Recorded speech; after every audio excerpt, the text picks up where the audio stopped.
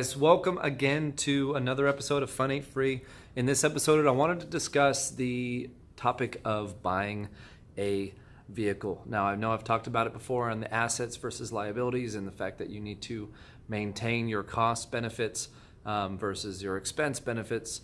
And one of the benefits that we talked about was having a luxury car. And I wanted to go over it with it because some people on the Facebook forums had created a post and they were talking about never buy one of these cars. You should only buy a car with cash. You should only pay for a car if you make that amount of money in a month, so on and so forth. There's different forms of strategy to go by, and there's different levels, and that's not identified. And so I want to identify these different levels here on the episode.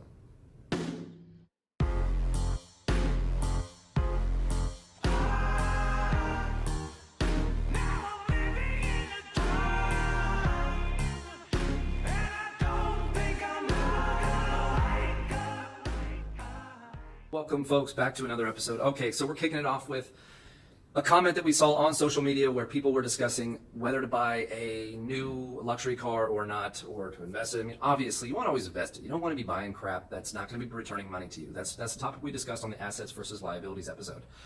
But because we need a car, let's break down the segments of your life, of your wealth building process, to where you can buy different things. Okay, one. You're just starting out. You don't have anything. You don't have money. You don't have any cash flow or bank accounts full of dough or anything like that. You're working a job. You're making a paycheck. You're paying your bills, but you ain't got much more than that. What should you buy? You should buy a vehicle that works, and that's it. Let's kick it off with the first start to your wealth journey. You're just starting out. You have a job that pays the bills, and you can then get a car. What do you get? A lot of people say that you should only buy a car if you have the cash to buy it. Okay, and that's sound advice. Other people say you should only buy a car if the price of the car is what you make per month. Okay, depends, right? What if I make $50K per month and I need to buy a car? It's $50K per. No, I mean, if I make $50K per month and my investments are great, I can buy whatever car I want. It's probably because I have the mindset to build wealth with that car. Okay. So, for instance, if I buy a Ferrari or my RV, are those necessary things? No. I buy them because they're luxury items, and they're useful, and they're fun, and they make me happy. But I also know how to rent those vehicles out on certain platforms, so that way I can make money, so that way others are paying for my debt, okay? So it's an asset mindset. But let's pretend you don't have that. Let's pretend you're starting out, or you're, not even starting out, but you're not blessed financially, and you haven't had the luck of it. What do? Number one, you buy the car if you have that amount of cash in your bank account. What do I mean by this?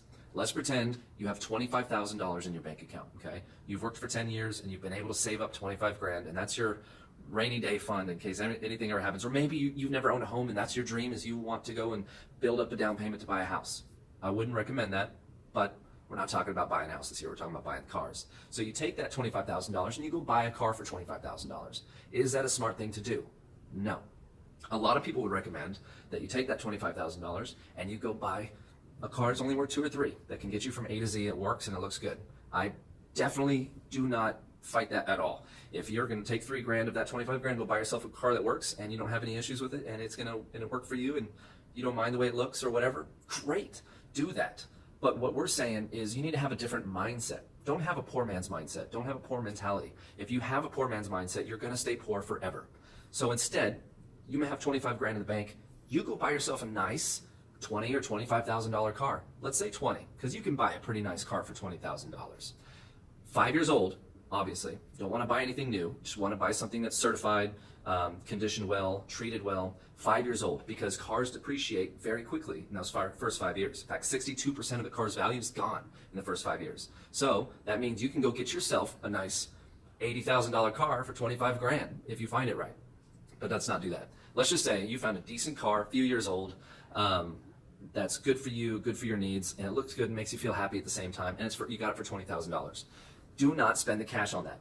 Go get a loan, and you can get rates from 3 to 5% if you have good credit. If you don't have good credit, you need to go meet with a professional that can help you get your credit straight. That's the most important thing, getting your credit fixed, get it working for you, okay? You need to have good credit. That's just Come on, you're in America. Get your credit fixed. Once you have your credit fixed, go get a loan, 3 to 5% on a $20,000 loan over 4 or 5 years. Never get a loan over 5 years. Always keep it 3 to 5 is what I say, but I keep mine at 4, okay? Here's why. You go get yourself a $20,000 car.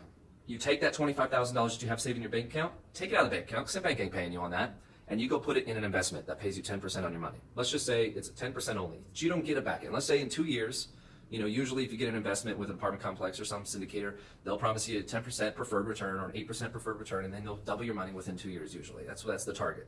Let's pretend none of that exists. Let's pretend that it's solely a note investment, and you're going to get 10% on your money.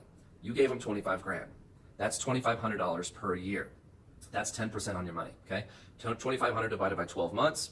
Let's just make it simple and say it's $200. So you have an extra $200 of income coming in, cash flow coming in from your $25,000 that you had tucked away in your bank account. And now that $200 can then pay for your $20,000 car. So you just offset the difference between leverage, right? You leveraged the debt that you, or the cash that you had, and you leveraged it with the debt on the car. And now your cash pays for the car. Essentially, what you can do if you do this right is you can get your money doubling and making a return that can pay for the vehicle that you want.